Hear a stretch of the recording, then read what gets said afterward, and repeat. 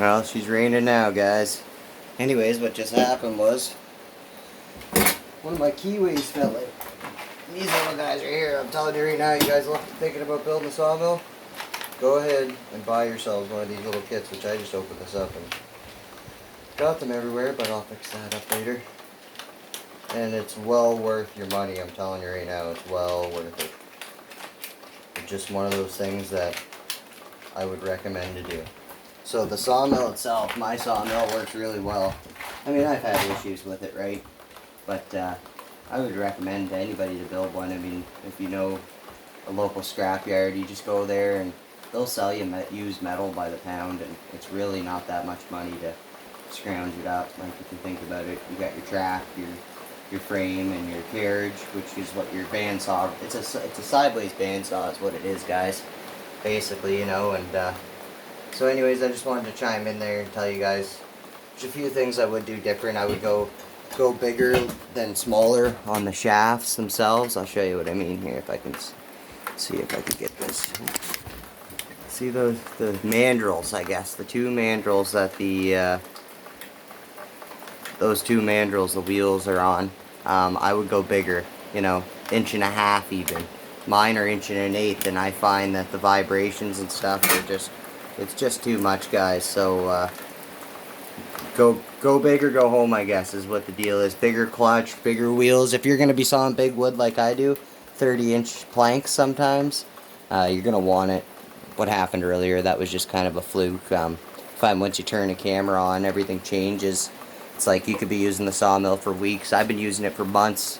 No real issues. Tighten up something here or there, but seems like every time I go to put it on video, it's I get these little problems chime up like rain right now. But I'm gonna work through it if I have to. I was just kind of giving it a minute here to die down and see what happens, but it's not looking good, guys. Anyways, get yourself a key stock assortment and keep it handy because you're gonna need them. Gear ratio is everything on these things, guys. I geared this thing to be like a bull at wide open throttle to have all kinds of torque. So if you're wondering why it's cutting so slow, it's because of the gears I got on it right now. But I can change that big gear or little gear at any time, and I got a set of them here. You just buy these gears. Princess Auto is amazing, guys. They got everything you need around here. Like, I mean, not everything, but they got a lot of this stuff, right? And anyways, I use it all. It's great. You can change the gear ratio to what wood you're cutting. If you're cutting harder wood, you can slow it down or speed it up depending on what you're running at now. There's all kinds of things you can do with these mills once you build one. I know it looks bad that I don't have guards on it, guys, but honestly, unless you're dumb enough to walk out there and that blade spinning, it's not going to hurt you to stand back here and mill with it. I mean, I've been milling with it for almost a year without a problem. It's just, you know, you get people that are scared of it, I guess, and don't understand how it works. But I mean, that blade flies off and it's in the wood. It ain't going nowhere. I mean, it's not going to cut through 2 inches of wood and come flying out. But anyways, that's just my 2 cents about it. But I am building guides that's 100% like way up there on the list. But I've only got so much time to spend doing this stuff, and I'm trying to design the perfect set of guides the first time, or guards, guys. And I've basically been kind of doing this one piece at a time over the last couple of years, and it's really I'm glad I did it now, but it's been a painstaking process, and I'm basically hoping I can help some of you guys out by making these videos, and maybe you can get a little bit from what I did with my mill and some other guys' stuff, and put together what would work for you and your situation. And I'm going to build a house with this is my plan, and that was my plan from the get-go. And you know, I'm 1.5 years into it, and yes, I could have bought another mill, but would have done what mine will do, and I can fix mine in the woods. That's what's big for me. And where I don't live in the city, I live outside the city. That's huge for me to be able to just go to the local parts store or Princess Auto and buy parts. I did have a lot of adjustment issues at first, getting everything set up. Building everything squares is very important. It's just not going to work out for you guys if you're just trying to throw it together. You're better off almost to build a jig to build that main frame out of. But I would use different size square tubing instead of the trailer hitch receivers. That's just what I had to use. Like, I didn't even know if it was going to work at first. The receivers meaning try to show you here. What's holding the actual carriage, everything in the center there that you can see. I don't know if we can see it really good here.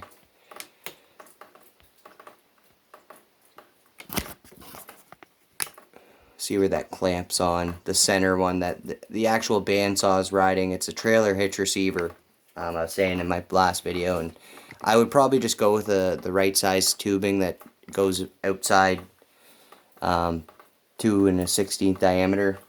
Just find the right size and buy that stock, and find 2 square pipes that fit perfect together. That way you're not scabbing 3 pieces or 4 pieces of angle iron together or all that mess, right? But that's just my 2 cents. I get the winch on there for up and down, but I am going to put a hand crank on the other side for when the battery dies. That's why I have a great big battery on there, guys. And it actually works as a counterweight, because on the other side of my mill it's a little heavier. Doesn't look like it, but there's a little more weight on that side for some reason. And anyways, I originally my mill was only going to be the 2 center posts, and it actually ended up being, I had to put those 2 back posts in for stability. It was shaking around the place, and when I started up the first time I had it geared way too high and it was just flying. So anyways, guys, hope you enjoyed the video. Hit the like button if you like it. Please subscribe.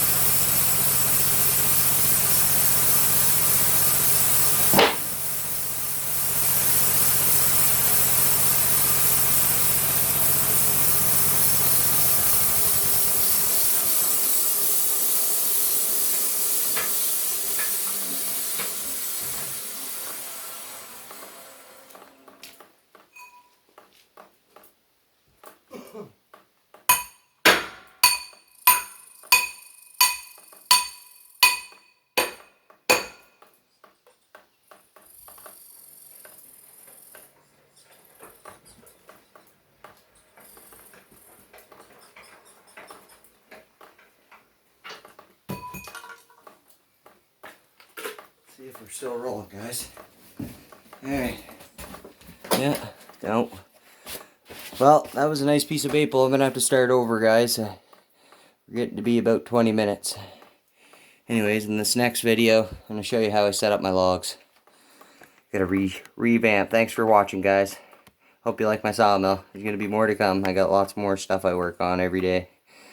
Thanks for watching. Be kind to one another.